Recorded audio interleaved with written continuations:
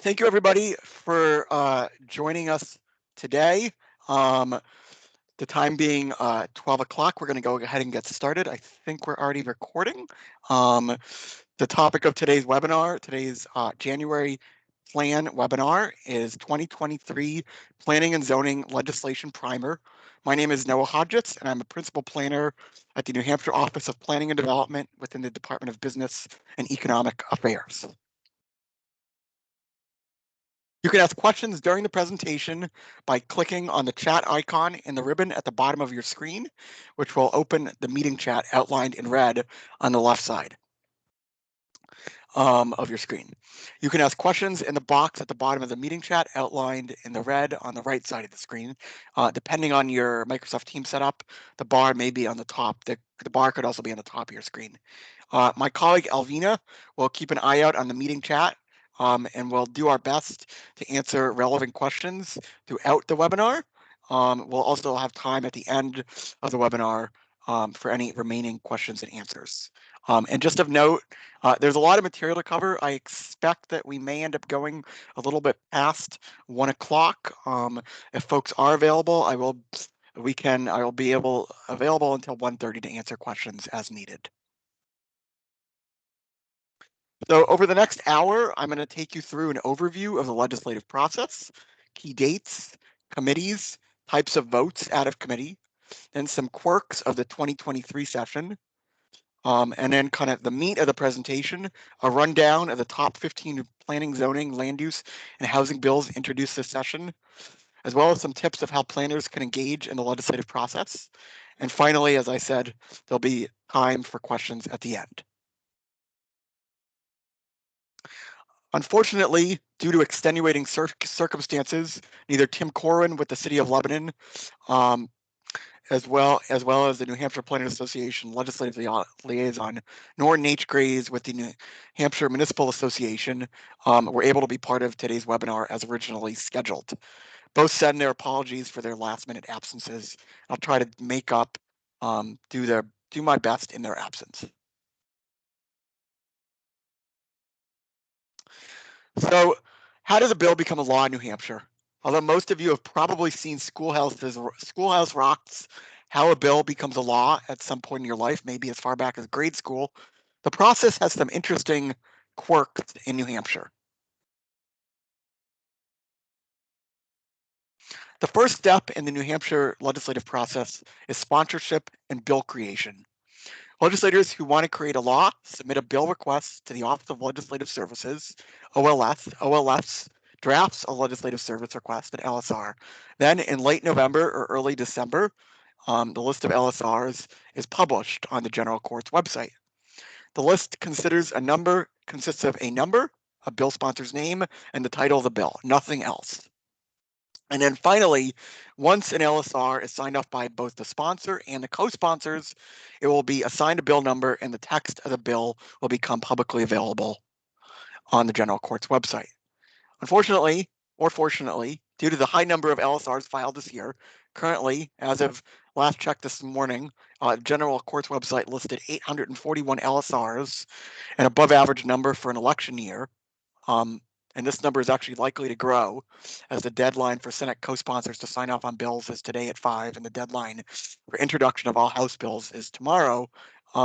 We don't have the bill text for about 200 bills still, I think roughly, that's an approximation, have not, maybe a little less than that at this point, do not have their bill text published on the General Court's website. And so we're kind of left guessing based on the LSR title what the bill is about, what the bill is going to be about. So in terms of kind of format, each LSR bill number will designate the originating body with a 2-letter code, House bill or Senate bill. And then prior to it being assigned a bill number, an LSR can also be withdrawn. It can be killed by the sponsors.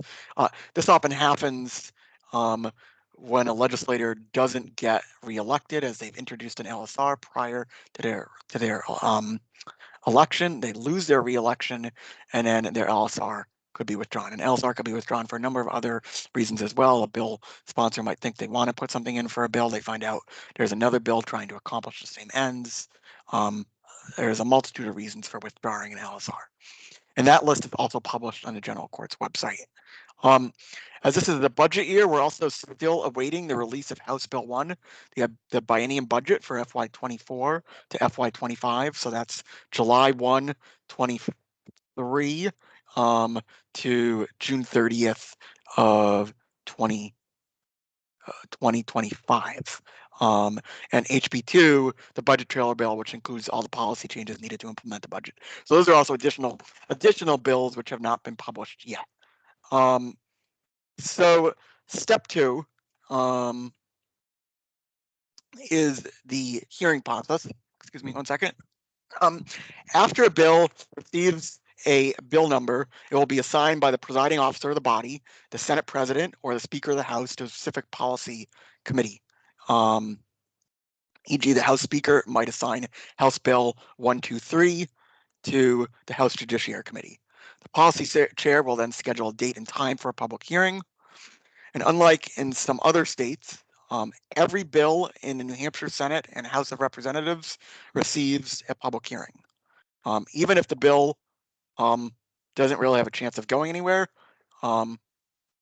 every bill gets a fair hearing in a policy committee. The public hearing is when the committee as a whole will receive public input on the bill.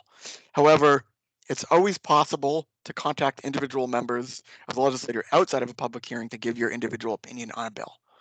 During the hearing, the committee members may ask questions of those testifying to clarify points or obtain additional information. And so before we get any further in the process, I want to just point out some subtle differences between House and Senate hearings, which one should be aware of. House committees generally consist of 19 to 21 members compared to the Senate's usual 5-member committees due to the significantly larger size of the House, 400 members versus a 24-member Senate. House committees also utilize pink cards for those testifying. Those are literal pink cards that individuals fill out with their name, contact information, bill information, and position. House committees also have a blue sheet for those not testifying. That's a literal blue sheet of paper for each bill that those with an opinion but nothing to tell the committee may sign their name up and register their opinion. Senate committees, in contrast, have a single sign-up sheet where individuals may register their opinion and check the box as to whether they'd like to speak. As a result, this was really kind of, I believe, a modern innovation. As a result, one of the benefits that came out of COVID was the House and Senate now also have forms for submitting testimony online, either as well as registering your support or opposition to a bill if you're not able to travel to Concord to testify. And this can be accessed from the New Hampshire General Court's website. And we'll get into kind of what else you can find on the General Court's website in a few minutes. So after concluding the public hearing, the committee will at some point enter executive session to discuss the bill amongst its membership. Executive session may be held immediately after the hearing, later the same day, or on another day altogether. And kind of a little very minor note, but a bill, I believe it was passed last session, now clarifies that all executive sessions have to be noticed so that, it may be that, like I said, it may be the hearing and then it may say executive session may follow, but there has to be some notice that an executive session on a specific bill is going to happen at a certain date and time so that, again, the public can know if they'd like to attend either in person or virtually to attend that executive session. And if a committee feels a bill needs some additional work, it may also retain it in a committee and not send it to executive session right away, and instead appoint a subcommittee to work on a bill in a work session, and then propose a new amendment to be introduced during the executive session. During the executive session, the committee will debate what it wants to do and vote to make a recommendation to the full body. Often each party will caucus prior to the executive session to determine whether a party position is appropriate. And we'll get, again, in a minute into some of the quirks of recommendations we expect to come out of executive session this year, especially in the House, due to the close makeup of the House. So once a bill receives a committee recommendation, yep. Once a bill, or I'm sorry, lost my spot here. So once a committee is in executive session, the committee can recommend the following actions for a bill. It can vote ought to pass, OTP, which is a recommendation by the committee indicating that the committee supports the bill. It can vote OTPA, ought to pass as amended. That's a recommendation by the committee indicating that the committee supports the bill with an amendment. It can recommend ITL, an expedient, which is an expedient to legislate. That's a recommendation by the committee indicating that the committee is against the bill. And finally, in the first year of a session, it can re-refer to the committee. So if it thinks, again, it needs more work that isn't going to be able to just be accomplished in a subcommittee work session, it can re-refer a bill to come back for the next year. And in the second year of a session, it could refer a bill to interim study, whereby the additional work could be done on the bill.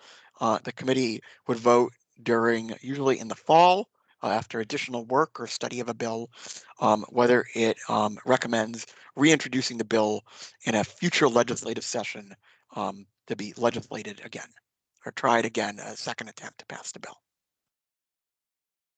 So then finally, once the bill gets through committee, the bill is considered by the full body. So the full body, again, that would be in the House, that's the 400-member House, and the Senate, that's the 24 members of the Senate.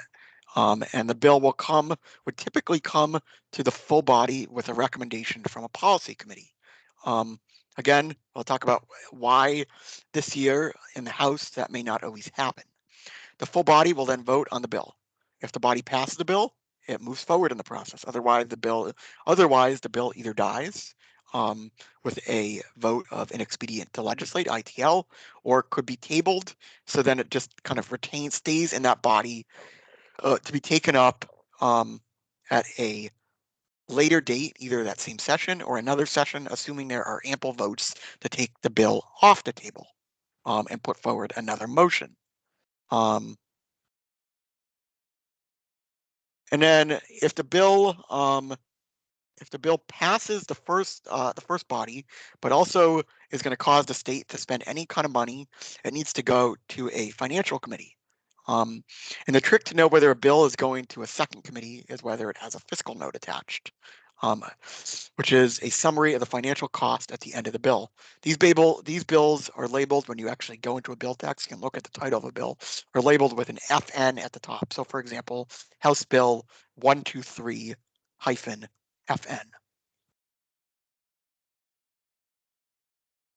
If the bill goes to the second committee has the opportunity to meet and make recommendations as to whether the proposed expenditure is a good use of state funds. The second committee's recommendation is again voted on by the full body. And if there's no second committee, or the bill goes to the second committee and again passes that full body, then it finally heads to the other body. So if it starts in the House and it passes the House, then it goes to the Senate. And if it starts in the Senate and it passes the Senate, either in one committee, either one vote just needs the one vote, or if it's a fiscal bill and it needs the 2 votes, then it would finally go to the House. The other body goes through the same steps. This is when in a legislative nomenclature, the bill crosses over from one body to the other. This is where it can get a little complicated. Bills that pass the second body with an amendment not agreed to by the first body have to be sent back to the originating body to either approve, concur, not approve, non-concur, or not approve and ask for a committee of conference with the other body. Committees of conference may consider any version of the bill previously passed by either, whoops, and I'm sorry, I think I'm a slide behind here. I'm sorry. Committees of conference can make committees of conference can consider any version of the bill previously passed by either body, as well as changes relative to the same statute or subject matter. Committees of conference also make recommendations to their respective bodies. Bills that pass both bodies, whether or not they require a committee of conference, are then sent to the governor for the governor to either sign into law or veto. The governor has 5 days to sign a bill after it has been enrolled, the process of correcting clerical errors or formal imperfections. And I'm not going to get into the difference of kind of the veto process differs a little bit, whether the legislator is in session or not. That's a very, very, very minor note. And then finally, the legislator reconvenes if it's not in session when a bill is vetoed, reconvenes usually in September to take up any of the governor's vetoes and vote whether to sustain them or to override them with a 2/3 majority vote in both bodies. So before we get to a few of the quirks of this session, as well as what you can find in the general court website, just a quick note on bill amendments. Amendments to bills may be offered at nearly any time, and typically amendments will be offered by the bill sponsor at the policy committee hearing for consideration by the committee, but they may also be offered by a member of the committee, although this normally occurs in executive session. Amendments may also be suggested by lobbyists, individuals, and other legislators. However, those are only necessarily considered if a member of the committee or the sponsor support the amendment. Amendments may also be offered by any legislator on the floor of the House or Senate when the bill is being considered by the full body. So that's kind of a very, very quick summary of the whole legislative process. Before we move on to kind of resources on the General Court's webpage, Elvina, do we have any questions yet? Nope, we don't have any questions yet, Noah. Okay, great, awesome. Okay, so then we'll keep moving on in the interest of time and get to the meat of the presentation here. So every Thursday, sometimes Friday, during the legislative session, the House and Senate Clerk's Office will publish the House calendar and the Senate calendar, which includes a schedule of policy committee bill hearings shown on the left. This is, unfortunately, it's maybe too small for you to read, my apologies, for the coming week, as well as committee reports on bills ready to be voted on by the full body, and the text of any amendments which have been adopted.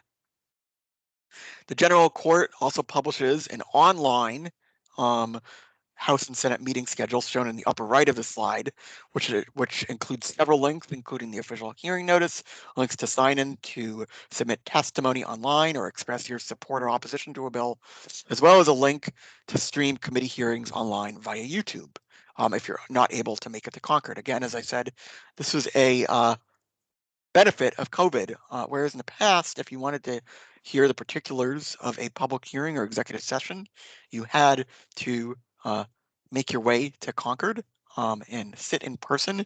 You can now listen to virtually all policy committee hearings, executive sessions, and all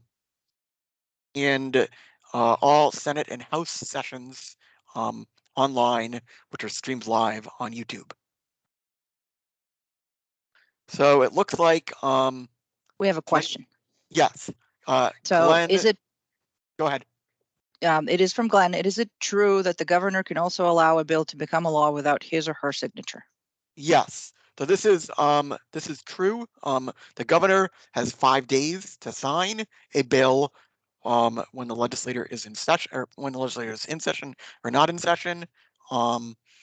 He does have the option, if he doesn't sign it after 5 days, it can go into law without his signature.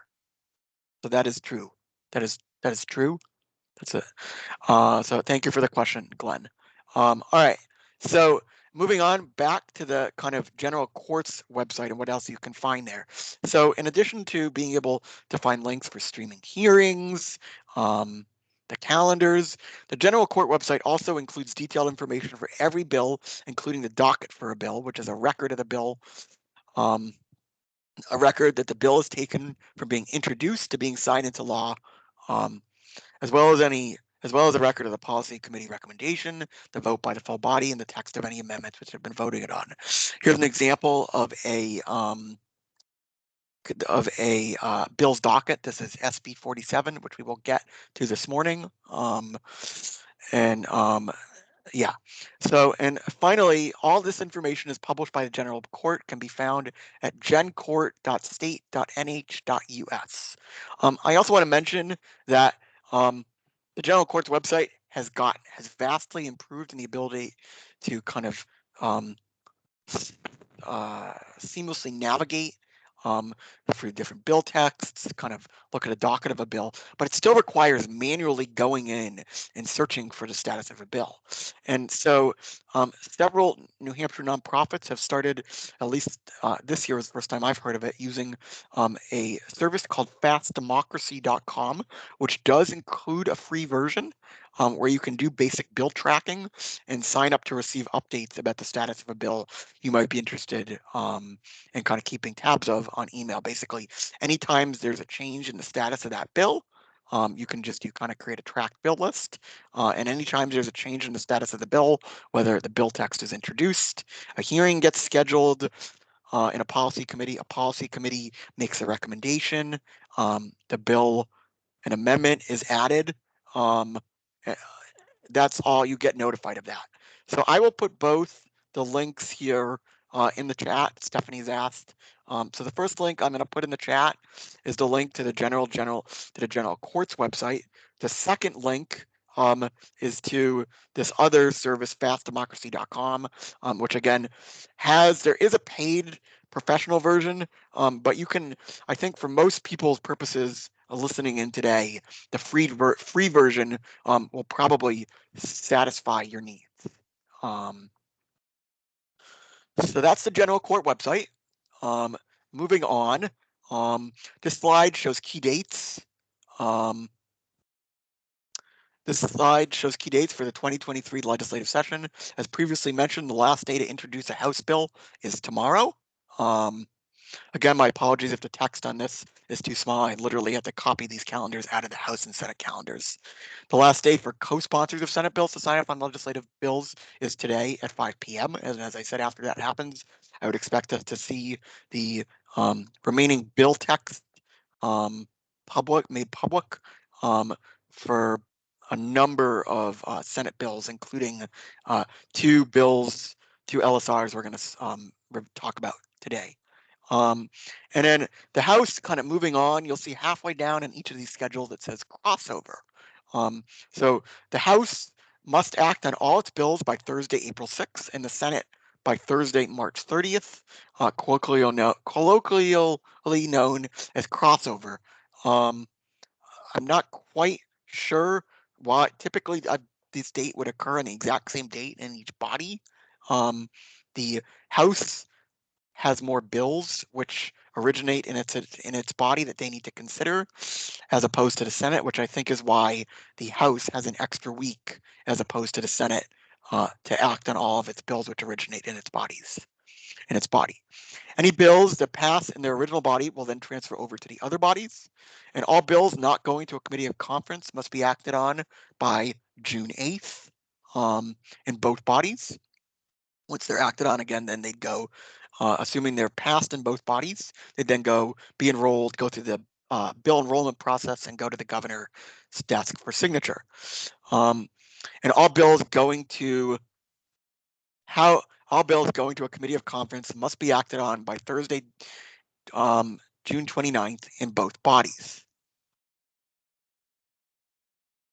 So a couple comments I'm seeing. First, Sarah Reitzman comments, I have used Legiscan in the past, which is similar but way less sophisticated. Yeah, that's another product out there, Legiscan. I have admittedly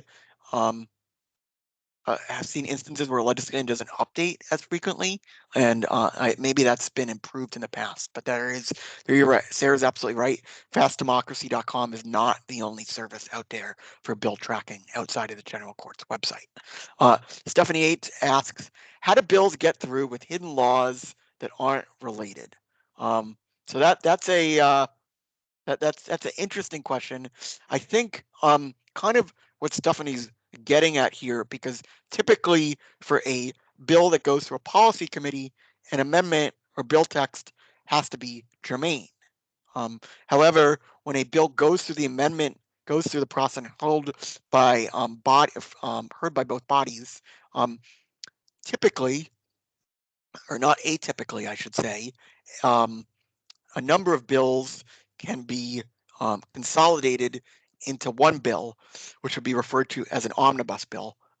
Historically, at least in recent memory, the Senate has, and especially during COVID, had a habit of doing this as it reduced the number of bills it had to consider. The House has historically not has favored hearing individual bills and not combining bills into omnibus bills. It'll be interesting to see what happens this year. So that's one way that unrelated bills, as Stephanie says, hidden laws can get kind of coupled together. For instance, last session, House Bill 1661 ended up including many of the SB 400 Community Housing Toolbox Bill provisions, as well as a litany of other unrelated provisions, totally unrelated to planning, zoning, housing, on other I believe there was other appropriations, a number of other things that House Bill 1661 did. The other way, this year being a budget year for hidden laws that aren't related to get passed, is through HB2, the trailer bill to the budget, which I said is technically speaking the vehicle the vehicle for the budget to be implemented, but in practice, what ends up also happening is that bills that a member might want to see added or get passed that might not have their support as a standalone bill could get passed in HB2, could get added into HB2 with the support, obviously, of the Committee of Conference. Almost undoubtedly, HB2 will go to Committee of Conference and then get voted out. Doesn't always happen, but it's pretty routine practice. And this is Bob Dion's kind of follow-up question: do tax bills go through committee? So House Bill 2, House Bill 1 and House Bill 2 will have some level of hearing, but everything that gets tacked on to House Bill 2 sometimes ends up being referred to as a Christmas tree bill, can often happen after that public hearing process. And so that's where things that get added into House Bill 2 do not always get a hearing in a certain body. Because of that later addition, provision can get added to HB2 kind of later on in the process. And that's where, back to Stephanie's original question, I think is where it came from, where you can end up with hidden laws that aren't related, that may not have received a public hearing in both bodies, can end up happening. So if that's all not complicated enough, 2023 session is going to be especially interesting because the balance of power provides some interesting quirks to this year's session. So while the balance of power in the Senate remains 14 Republicans to 10 Democrats, the House of Representatives is very closely divided. Currently, there's 201 Republicans, 197 Democrats, and 2 vacant seats to be decided by special elections in Rochester and Nashua. This near even split in the House will make things very interesting this year and likely require bipartisan votes to pass almost any piece of legislation in the House, barring a high number of absences on a given voting day from one party. Additionally, due to the even split between Democrats and Republicans in nearly all House policy committees, it's likely that partisan bills will receive a tie vote and go to the floor of the House with no recommendation of ought to pass OTP or ITL. Committee recommendations of OTP or ITL will only tell us, therefore, whether there is bipartisan support or opposition, or as noted on the previous slide, whether a bill's fate will be determined by who shows up on voting day.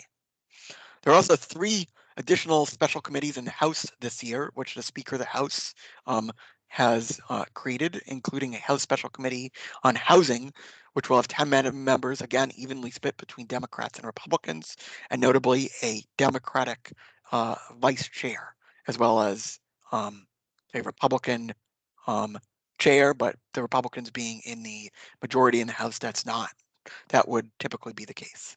While the House Special Committee on Housing will act like any other standing committee and have the powers of any other standing committee. No bills, at least as of I last checked this morning on the General Court's website, have been assigned to the House Special Committee on Housing. And so the exact role of that committee is not really known at this time. That'll be really something really interesting to watch this session. So, all right, now what you've all been waiting for, we're exactly halfway through our hour. I'm going to summarize the 15 planning, zoning, land use, and housing bills that will be heard this session. And I just want to reiterate, this is by no means an exhaustive list, but are bills that if passed are likely to have ramifications for local land use board members, as well as municipal planners, staff planners.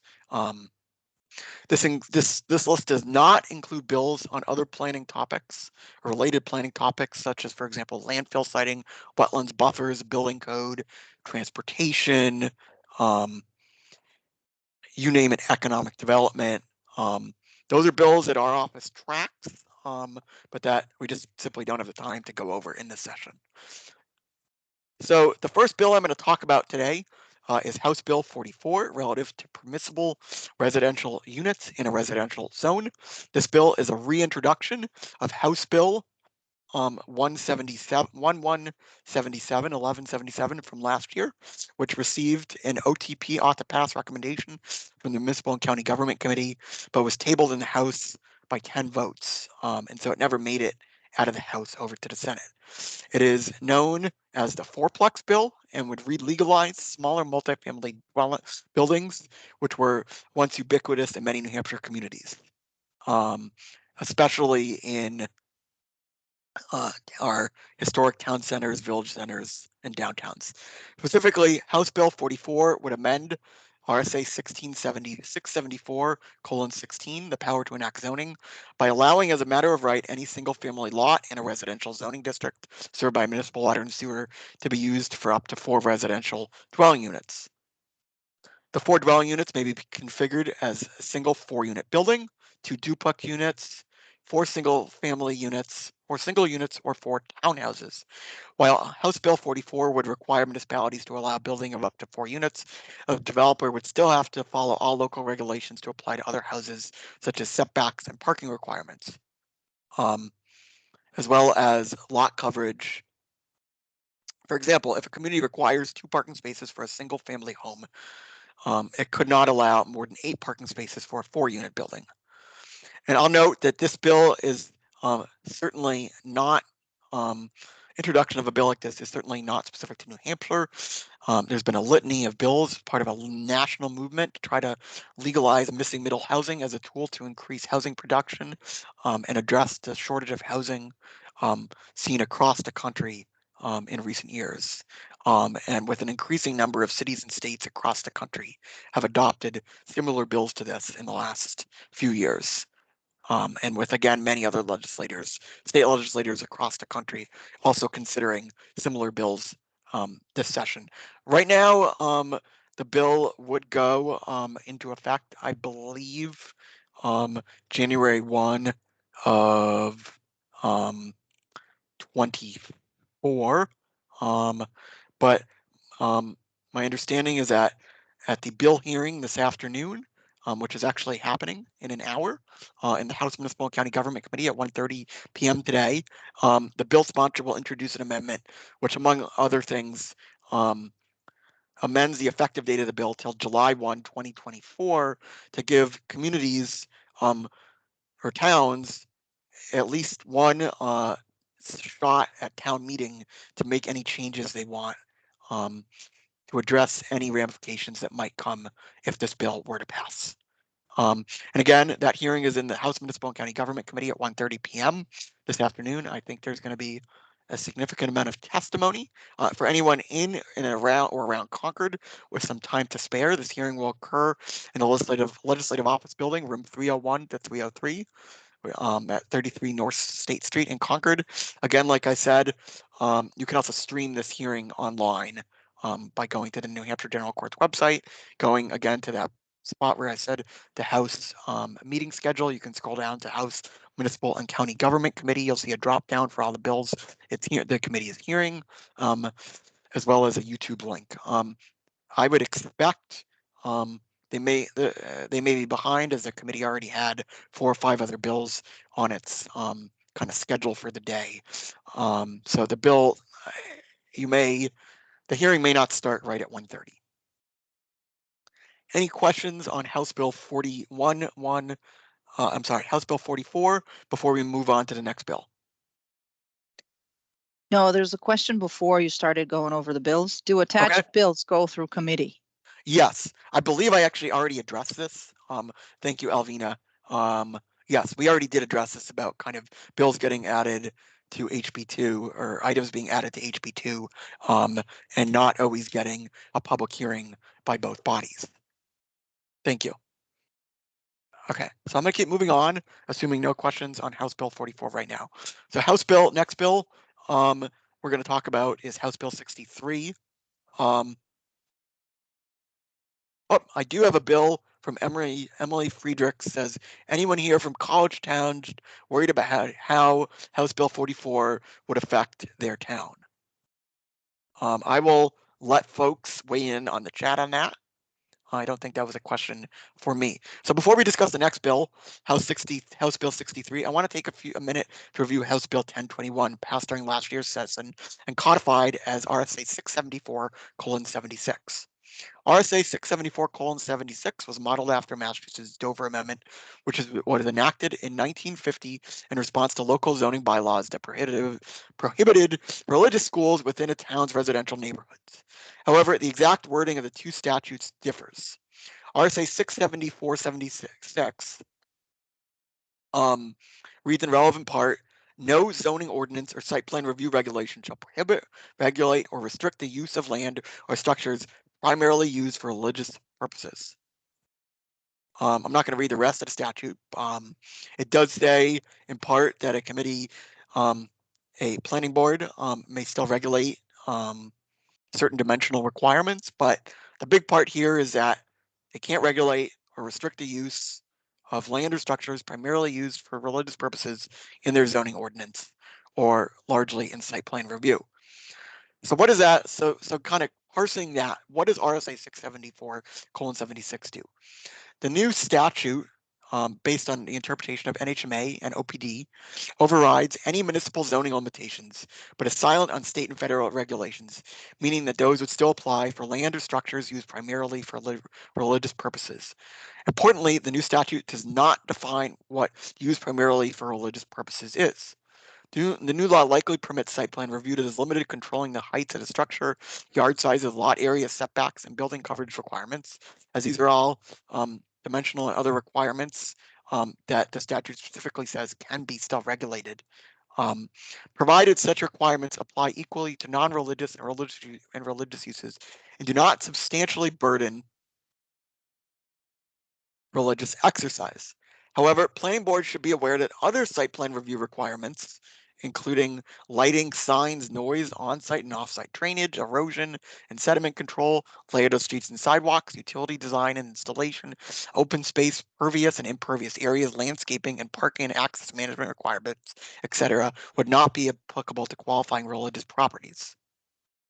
However, as I just said a second ago, legally authorized enforcement of state and federal laws, such as compliance with the state building and fire codes, local driveway regulations, septic and sewer regulations, shoreline protection requirements, wetlands, etc., would continue to apply to these qualifying religious use properties.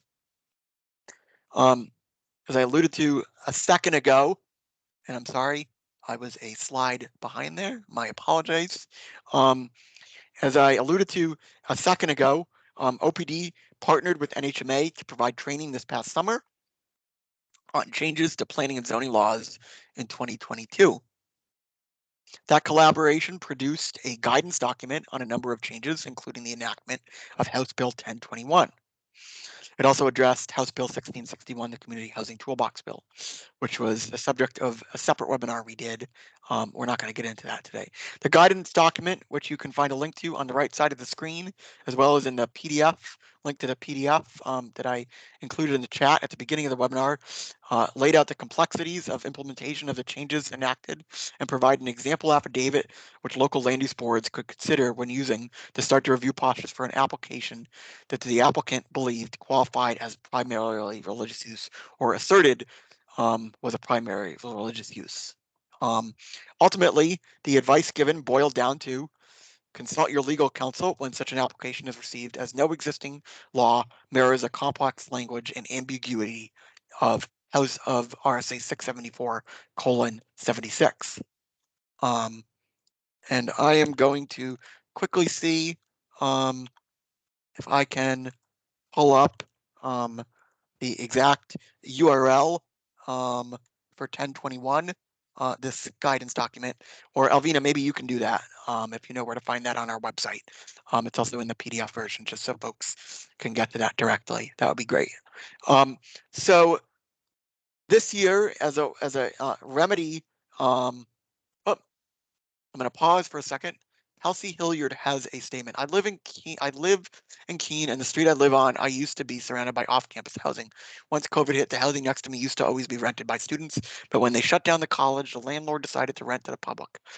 I have to stay. I miss my student neighbors. The new tenants that have moved in have not been the best people and have left me afraid to leave my home a few times because of instances going on next door. Sorry, Kelsey, to hear about your situation.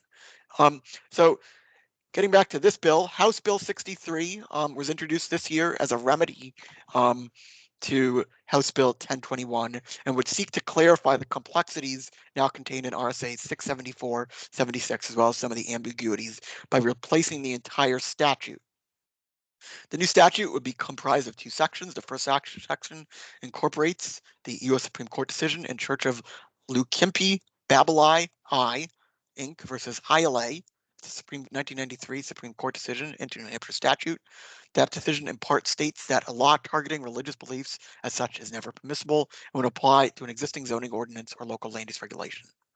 The second section incorporates the Religious Land Use and Institutionalized Persons Act of 2000, RLUIPA. That's a federal law codified or passed by Congress, signed into law in 2000. And subsequent amendments into New Hampshire statutes. That federal law protects individuals' houses of worship and other religious institutions from discrimination in zoning laws and applies to existing zoning ordinances and local land use regulations. Additionally, as introduced, House Bill 63, the second section of House Bill 63 clarifies that the building of housing to house the unhoused homeless by a religious organization shall qualify as a religious exercise under the proposed language. In summary, this bill would take us back, if House Bill 63 is passed as written, our NHMA's interpretation as they worked with the sponsor on the writing of this bill, that this bill would essentially codify this key U.S. Supreme Court decision on not discriminating against religious uses, and not, as well as RLUIPA's requirement to not impose a substantial burden on the religious exercise of persons, including religious assembly. I would also add, I said, this other additional language about noting that housing homeless by religious organizations should be considered a religious exercise. That was how the bill was written. House Bill 63, though, had its hearing just yesterday in House Judiciary Committee, and during the hearings, an amendment was introduced, actually by one of the co-sponsors of the bill, to reverse what House Bill 63 tries to achieve and expand the scope of RSA 674:76 to include the last line of House Bill 63 again, the building of housing to house the homeless by a religious organization would qualify as a religious exercise. So the reading, I haven't actually seen a copy of this amendment, but my understanding in conferring with NHMA is that this amendment would in fact keep RSA 674:76 as is, keep the ambiguity and the significant exemption from zoning for any applicant exerting a primary religious use, and also add a new exemption for construction of homeless by religious organizations. So actually expand the scope of 674:76, not narrow it as House Bill 63 intended to do. We will see where that goes. If you have an interest in this bill, I urge you to consider thinking about testifying as the bill moves forward in the process, or writing to your legislators that this bill. That's all I'll say. I think the bill could benefit from additional, a bill as introduced could benefit from additional support and hearing from planners. As right now, at least from the committee hearing, seemed like the amendment as introduced may actually have some momentum moving forward. So the next bill we're going to talk about is House Bill 90. If there's no questions on House Bill 63 or the amendment, relative to the municipal master plan, this would amend the municipal master plan statute RSA 675:2, Roman numeral 3, subsection O, to include a transition to renewable energy section, which includes an analysis of citizen needs for alternative sources of energy, such as EV charging stations, enhanced bike lanes, community power generation, and incorporation of solar and wind power into the area of the jurisdiction of the planning board. It would also provide the authority for the first time for a planning board to adopt any other section addressing any other topic relevant to the appropriate future development of the area under jurisdiction of the planning board that are not specifically already enumerated in statute, in this section of statute.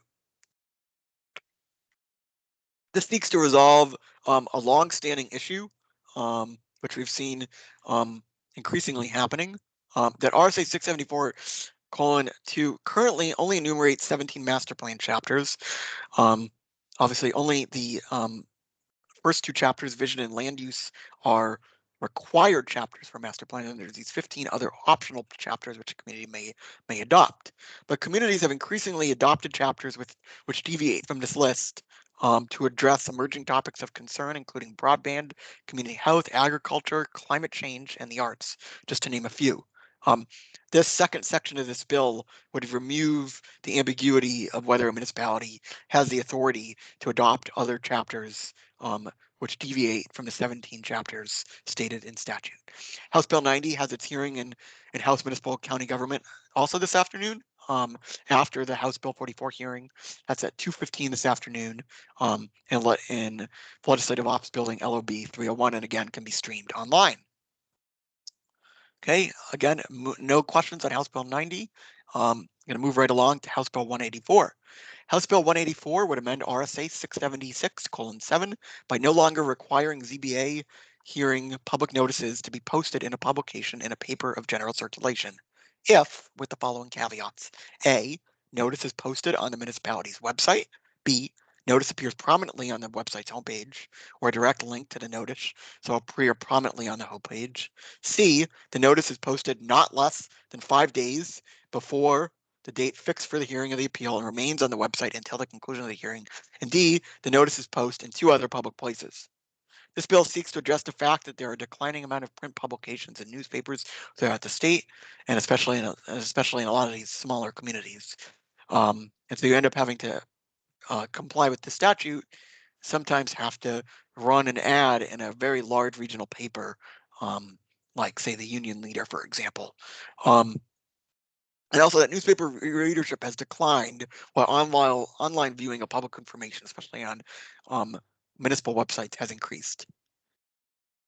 House Bill 184 has its hearing in the House Municipal County Government Committee also this afternoon at 2:45 in the Legislative Office Building 301. And this is really just, I expect to be a relatively non-controversial bill. We'll see. And I kind of expected this question. Michael Aaron is asking, does House Bill 184 only apply to ZBAs and not to planning boards? Yes, that's correct. House Bill 184, 676, or House Bill 184 seeks to amend 676:7, which applies specifically to ZBAs. RSA 676:4, I believe I have that right, is the statute which applies, just getting my statute book right here, is the statute which applies to notice of planning board hearings. And that bill is not included. This House Bill 184 does not amend the public notice requirements for planning board hearings. However, that RSA does not is worded differently. It doesn't word as clearly about newspaper and general circulation, and that is, I believe, because the legislature a few years ago did amend that statute. And so anybody, please, if I'm incorrect on that, please correct me if I'm wrong in the chat. But that's my understanding why this is only specific to ZBAs. Okay, next bill, House Bill 236, relative to condo conversions under water and waste disposal laws and municipal ordinances. So this is a repeat bill from last year, introduced at the request of the New Hampshire Department of Environmental Services. This bill states that a condominium conversion shall not be considered for a subdivision for purposes of regulation of individual sewage disposal systems by DES. In addition, for most of your ramifications, no subdivision regulation are not required. Are not required to no subdivision regulations, any city, town, or city shall not apply to a condominium created by changing the ownership form of an existing building or set of buildings, provided that such conversion does not result in additional dwelling units. And I'll get back to the chat in a second. Furthermore, changes in the hours, days, or seasons of operation shall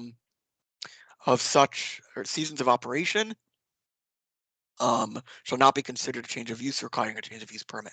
And so the problem this is seeking to remedy from DES's perspective is, for example, an owner of a 20 cabin property on a lake that the owner used to own all 20 properties, has a septic system. Each septic system has specific load, a specific lot load, i.e. how much the soil type soil can handle over a certain period of time, and that ultimately determines the size of the septic system. Well, old septic systems were typically undersized, either because additional units were added and the septic system was not upgraded, or they were just undersized to begin with. If a property is then split and condominiumized, right now, the old and then the old system were to fail, you'd have to subdivide, and then there's typically not enough space for a new system without demoing a cabin or two, which cannot be done if there's 20 separate owners once a set of cabins is split up among 20 separate owners. So then either it becomes down to a choice of there's no septic is available, or a public septic line has to be run. That at least is a story I've been NHMA relayed to me about the genesis of this bill. Last I checked, no hearing has been scheduled for this bill in the House Municipal and County Government Committee yet.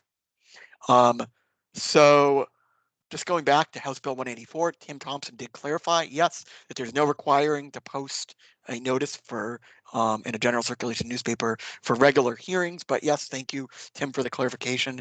There is a requirement for zoning amendments and other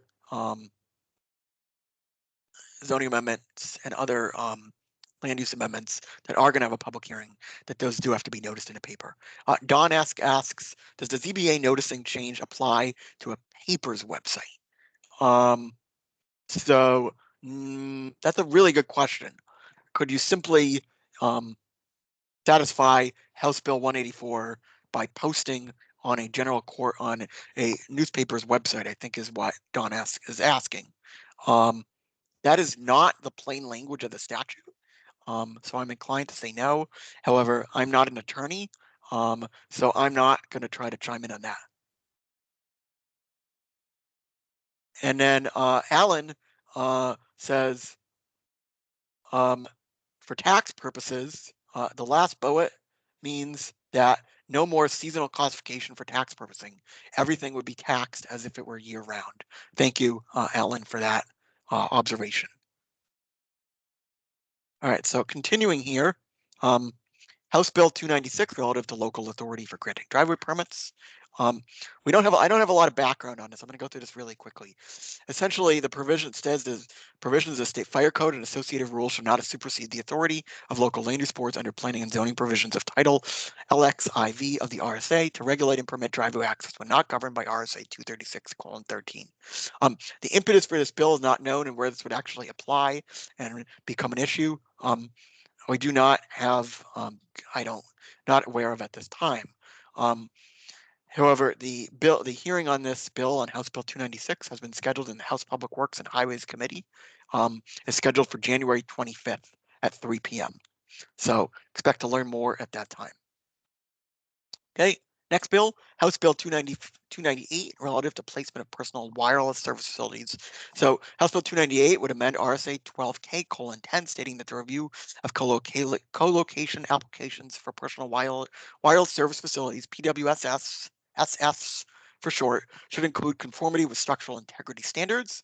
It also states that it would require each co-location application to be compliant with all applicable national, state, and local building, electrical, and fire codes, and the ANSI and APCO public safety grade site hardening requirements. I'm not familiar with these requirements, but I think that they are the kind of professional trade association requirements for facilities of this type. It also adds a prohibition against cell towers, PWSFs, significantly affecting historical environmentally sensitive areas to the co-location application review criteria. And then finally, it amends RSA 676:4, Roman numeral 1, by inserting language that states a planning board may require the applicant for any personal wireless service facility and or any personal wireless service provider that will place a personal wireless service equipment on the facility to indemnify the authority for any costs or losses, and 2, to carry adequate liability coverage, including pollution insurance. Of note, this bill, as introduced, does not contain language contained in 2022 House Bill 1644, which was sent to interim study, and then this fall was recommended for future legislation by the House Science and Technology and Energy Committee. And that House Bill 1644, as kind of recommended for future legislation, would have, among other things, required at least a 1,640-foot buffer between telecommunication antennas added to any existing structure, existing pole, new pole or tower, and residentially zoned areas, parks, playgrounds, hospitals, nursing homes, daycare centers, and schools. That language is not in House Bill 298 as written. However, it's possible that language could either get amended to this bill after it gets introduced in committee and has its hearing, or that another bill could still come out with that language in it. Not quite sure whether it's going to happen, although given that the House STE committee did vote in a bipartisan fashion to recommend that legislation, House Bill 1644. I would not be surprised if that does get reintroduced in some fashion. Okay, we got a couple more clarifications here. Kristen Evans wants to be added to this group. Kristen, I'm not sure which group you'd like to be added to, so can you please clarify that? Frank, I have to, Alvina just responded to us, I have to leave at 1. We'll be sent a meeting PowerPoint. Yes, the meeting PowerPoint is already available, as we put that link in the beginning. We'll also post a recording of this complete presentation on YouTube and make sure that link gets distributed as well. And thank you, Tim, for also posting the slides as well. If there's no questions, again, as folks observed, we're running up on the 1 o'clock hours. I suspected we were going to run long. My apologies. We should have scheduled this for an hour and a half. As I was putting it together, I just realized how much content we had to cover. For those of you that can stick with us, thank you. For those of you who have to go, fully understand. House Bill 340, relative to transfer of residential property, seeks to respond to the national trend of investors buying up large quantities of homes for sale, sometimes whole neighborhoods or subdivisions, and converting them into rentals. House Bill 340 adds a new section at the end of RSA 674, planning and zoning, which restricts the acquisition of single-family and multifamily housing to natural persons or revocable trusts, with the following exceptions: real estate on which single-family housing, including single-family housing with one or more accessory dwelling units, including single-family housing with one or more accessory dwelling units on the same parcel of land, or multifamily housing is located, which is acquired for the purpose of non-housing development, must be converted to another use within 5 years after the acquisition of the interest. And B, the real estate that's acquired by non-natural person for the purpose of developing into a single-family or multifamily housing must be held by a non-natural person, or cannot be held by a non-natural person for a period to exceed 2 years after the issuance of an occupancy permit, unless that non-natural person can show by a preponderance of the evidence that it has been attempting to convey the property to a natural person. And finally, real estate acquired by a non-natural person prior to January 1, 2024 shall be grandfathered from this law, subject to the provision that the successor in interest may not also be another non-natural person unless provided for by another exception in this law. And I'll note, while non-natural persons is not defined in this bill, as defined in other sections of the RSA and in law, and kind of other kind of laws, non-natural person, legally speaking, is generally understood to be an individual, anybody that's not a corporate body and unincorporated. I'm sorry, a non-natural person is anybody is anybody really but an individual. So a corporate body, an unincorporated firm, a partnership, or a body with a legal personality, except an individual. So this law, or bill, House Bill 340, also stipulates that as of January 1, 2024, all non-natural persons acquiring single or multifamily housing within one of the specified exceptions will be required to register and file reports with the Secretary of State before March 31st of each year of registration. The Secretary of State shall report violations or untimely reports or registration to the Attorney General. If a court finds that a non-natural person has violated this law, it shall transfer ownership of the land to the municipality in which the land is located. A non-natural person shall also be assessed a penalty of $5,000 for failing to file the registration or annual report with Secretary of State. The hearing on House Bill 340 has been scheduled in the House Judiciary Committee for January 25th at 1:45 p.m. Again, like I said, this is again another national level issue, which I haven't seen specifically, but I believe there's some other similar bills being filed like this in other state legislators across the country. A few more bills to talk about here, which I'll try to get through quickly in the interest of time. House Bill 347 would create a land use review docket in Superior Court for appeals from decisions of local land use boards, including but not limited to decisions of municipal planning boards, zoning boards, historic district commissions, and conservation commissions.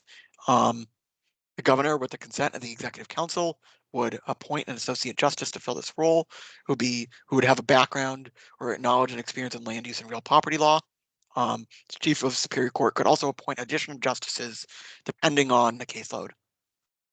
All appeals to Superior Court filed pursuant to 677, and all proceedings for such appeals should be assigned to the land use review docket, including motion practices, discovery, injunctive release, alternative dispute resolutions, and hearing on the merits.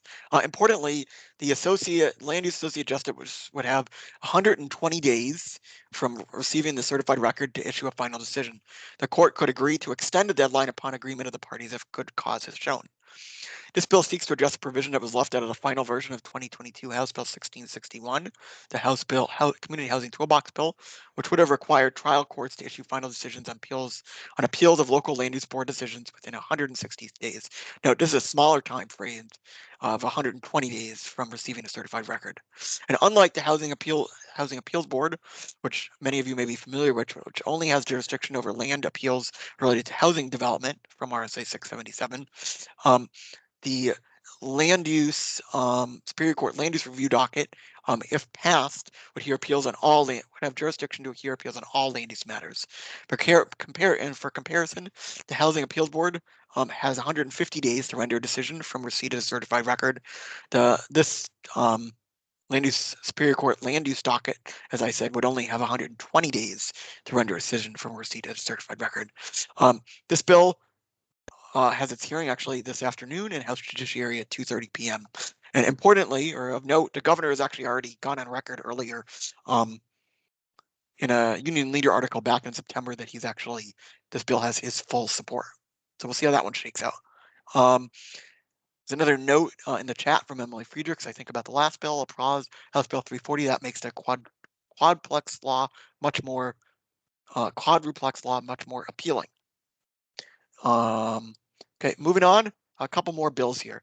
House Bill 416, relative to membership on certain local land use boards, amends RSA 676 by inserting section 676 amending 676:3A. This bill, I will fully admit, I do not have the knowledge of kind of the genesis and what it's trying, the issue or problem it's trying to solve, but would, in short, say that no ZBA or planning board member, whoever invented or purported to invent an information classification system, or who has refused to turn over records that were later found to be public records, who has sat on a board considering a matter on which he or she has a vested interest, or who has proposed or voted on a new zoning ordinance or regulation on which he has a vested interest, shall be elected, appointed, or sit on any ZBA, planning board, or board of selectmen of the town in which they reside. Any person who is found to have violated this section shall be disqualified from participation on the board. Shall not have his or her presence count for a quorum on the board. There shall be a private right of, bill also stipulates that there'll be a private right of action whereby any citizen in New Hampshire could challenge the town board for allowing a prohibited person to sit on this vote of, to sit or vote on a board. This bill, and also that the town could be liable for reasonable attorney fees and costs incurred in a lawsuit if it did allow somebody in violation of the statute to sit on a board and vote. House Bill 416 had its hearing in Municipal and County Government yesterday, as its bill sponsor was absent for the hearing, and there was nobody else to speak in favor of opposition to the bill. There really was nothing said during the public hearing, so we'll have to see how this bill shakes out in executive session. House Bill 423 makes a number of tweaks to the ADU statute, the accessory dwelling unit statute, which was adopted in 2017. Specifically, it increases the number of accessory dwelling units. ADUs, a municipality must be allowed by right, special exception, or conditional use permit from 1 to 2. It requires a municipality to permit at least one detached ADU. It amends the definition of attached ADUs to include units that are completely contained within pre-existing detached structures. It increases, the minimum square footage from 750 to 100,000 to 1,000 square feet for the first ADU and 850 square feet for the second ADU. It allows municipalities to require a minimum of half an acre for two or more ADUs. And furthermore, if a property has 2 or more ADUs, municipality could require at least one of them meet the criteria for a workforce housing rental unit under RSA 674:58, Roman numeral 4. The bill also removes the requirement that an interior door needs to be located between the principal dwelling unit and the ADU. Rather than the ADU. As currently drafted, this bill, if passed, would take effect January 1st, 2024, prior to 2024 town meeting, which would, in short, mean that for a few months, unless this bill is passed, this bill will be passed after any town has a chance to put anything for a zoning amendment at this town meeting. So if this bill were passed as written, our reading is that any town would have to revert to the state requirement, at least until next year's town meeting, that 2 accessory dwelling units shall be deemed a permitted accessory use as a matter of right to any single family dwelling in a municipality, and no municipal permits or conditions shall be required other than a building permit if necessary, until a town could amend its zoning amendment to come into conformance with the other stipulations in this. No, someone's seeking a clarification. Yep. So Jason Sorens has a question that's maximum rather than minimum square footage for an ADU, right? So that's a really good question, Jason. And let me just pull up the bill text very quickly, so we can make sure I'm giving you the exact answer, because I may have written it incorrectly.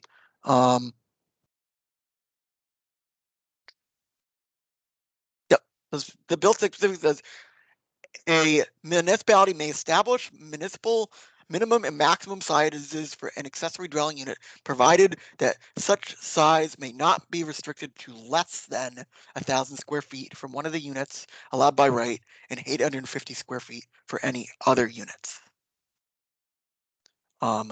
Yes, so it is a minimum. And thank you, Tim, for clarifying.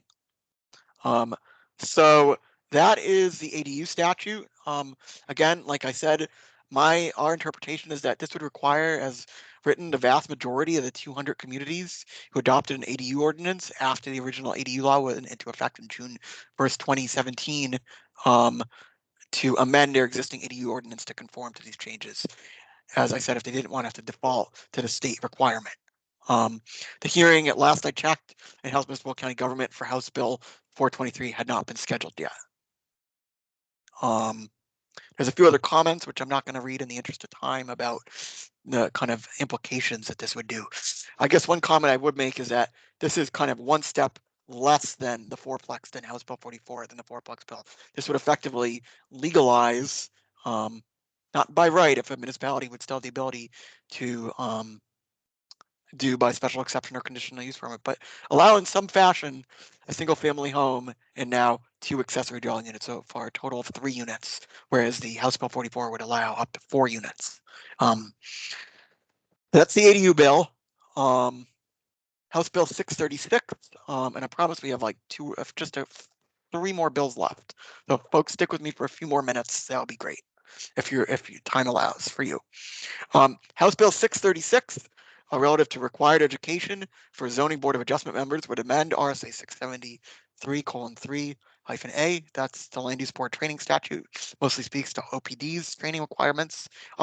If passed, this bill will require all ZBA members, and of note, only ZBA members, not planning board members, to receive 8 hours of annual mandatory training, including 4 hours of instruction on the 5 prongs of the variance process, including references to current New Hampshire Supreme Court precedents, as well as an hour of instruction on complying with RSA 91A, the right to know law, and open meeting law on open meetings, and at least half an hour of instruction on the proper discussion and voting procedures for ZBA meetings.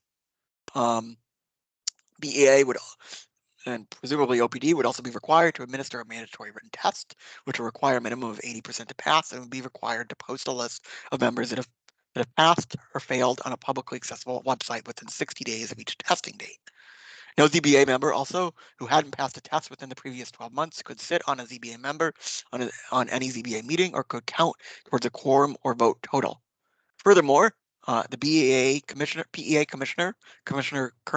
Caswell would have the authority or be instructed to assess a fine of $100 for the first violation of this law or this bill if it were to pass, and that would increase to $200 after 30 days, and after 60 days, an additional 10% increase would be added to the fine, I believe, every month. This hearing for House Bill 636, Municipal County Government, has not been scheduled yet. And again, the genesis of this bill is not known. I will point out that this bill has the same sponsor as the bill that I talked about a few minutes ago, which sought to impose further limitations on qualifications to sit on a planning or zoning board if you had a vested interest in an issue that came before the planning board or zoning board. And sought to make the qualification process for sitting on a planning board or zoning board more difficult. Just thought that's just kind of a little interesting note. We'll see where this one goes as well. I guess for background, the original community housing toolbox bill 1629 that came out of the governor's 2019 housing toolbox tried to impose mandatory training, did not get very far due to the strong opposition of the New Hampshire Municipal Association, as others, due to just would make it just not practical to impose. Understand there's already a lot of you already have staffing challenges to getting enough volunteers to staff your ZBAs. This could make it more difficult, but it will be interesting to see where this goes. There's a few more comments about sizing of ADUs and what's right, what makes sense for the size of an ADU. I'm not going to get into it other than to say Tim correctly points out the current law requires a minimum of 750 square feet for an ADU. All right, so I think we're down to the last 3 bills. First bill is 3 Senate bills. SB 47, which would establish a commission to study barriers to increase density of residential development in New Hampshire, would reconstitute the Density Commission, which met from September 2019 to November 2020, but had its work curtailed due to COVID. This would be a 15-member legislative study commission with 8 legislators and non-legislators made up of a variety of stakeholder interests in compliance with RSA 14:49, Roman numeral 2, subparagraph C, which would meet until November 1st, 2024, with an interim report due November 1st, 23. The commission would have similar tasks to what it started to work on during its last go round when it was the SB 43 Commission in 2019 and 20, but didn't get to complete its work. Among other things, it would look at determining minimum standards of residential development for different housing types by considering the availability of public water and sewer. It would look at property tax incentives to promote residential density development, particularly workforce housing. It would look at possible methods of enforcement of the shared community responsibility of workforce housing under 674:5861. It would study the impact specifically on school enrollment and property values. It would examine potential model ordinances to support municipalities in planning work.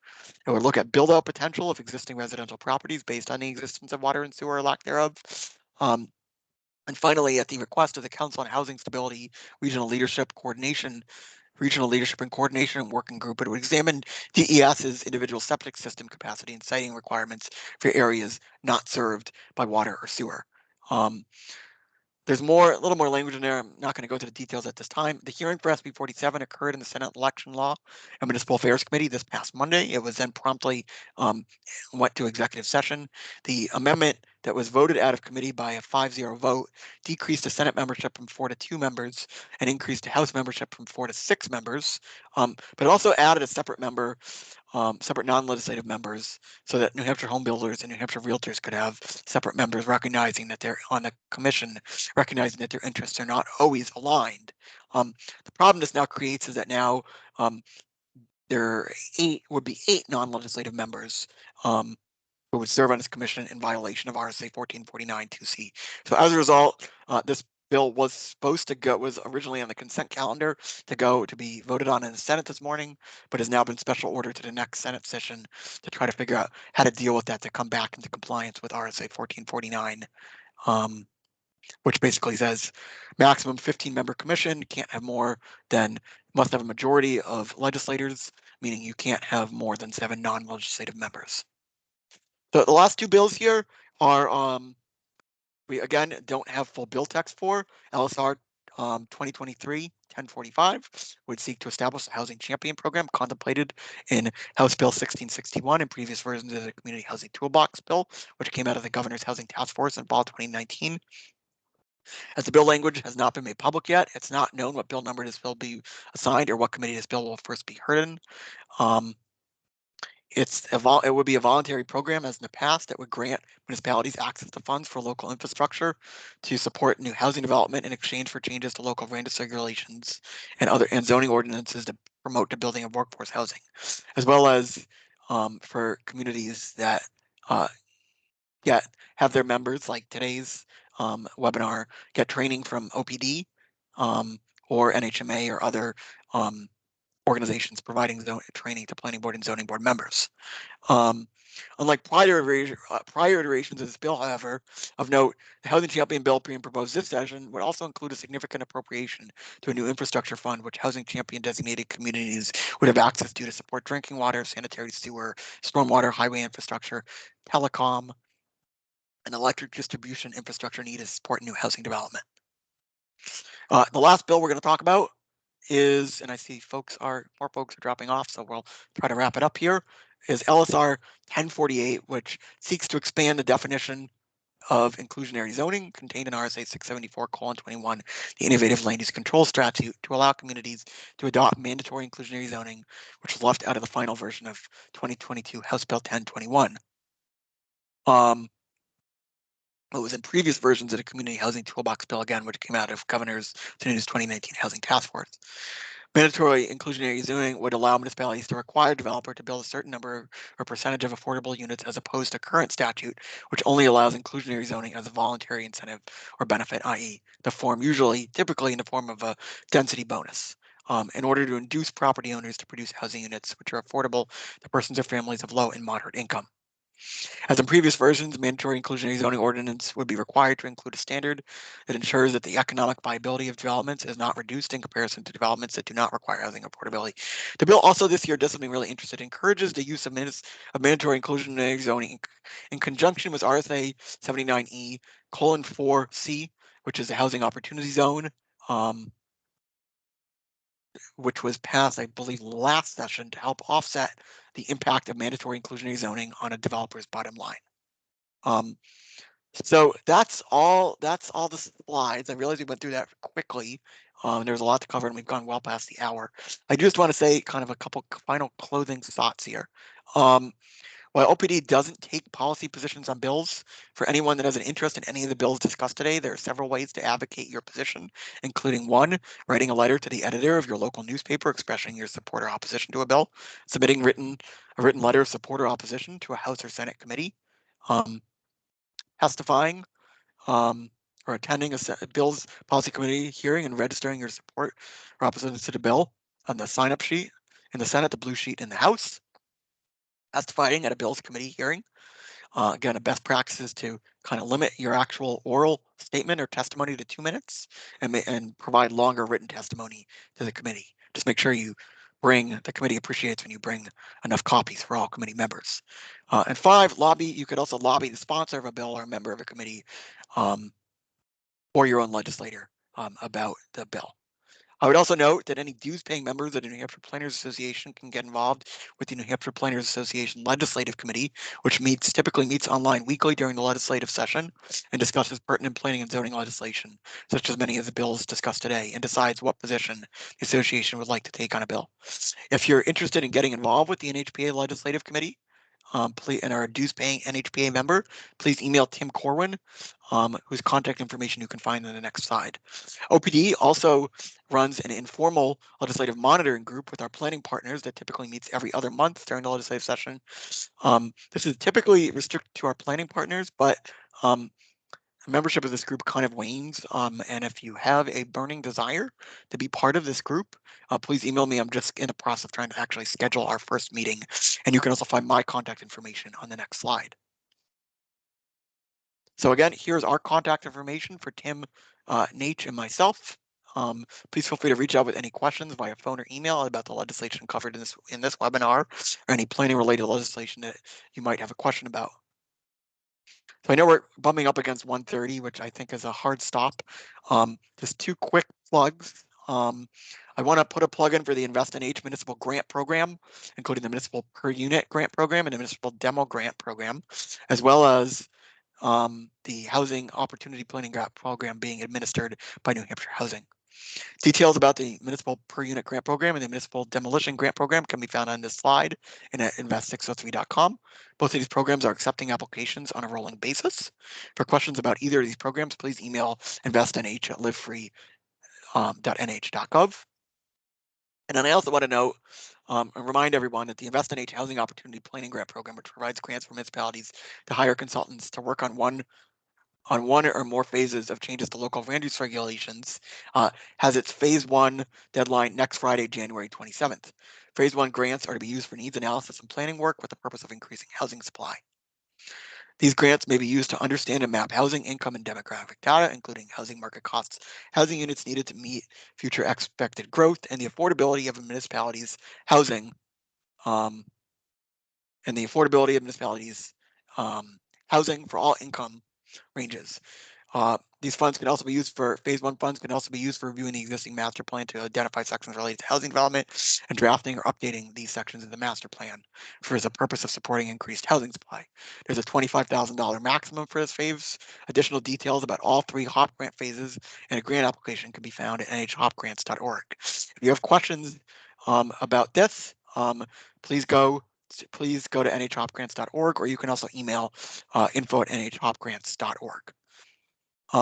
So with that, I know we're well past the 1 o'clock hour. Like as I said at the outset, I'm happy to stay for a few more minutes until 1:30 p.m.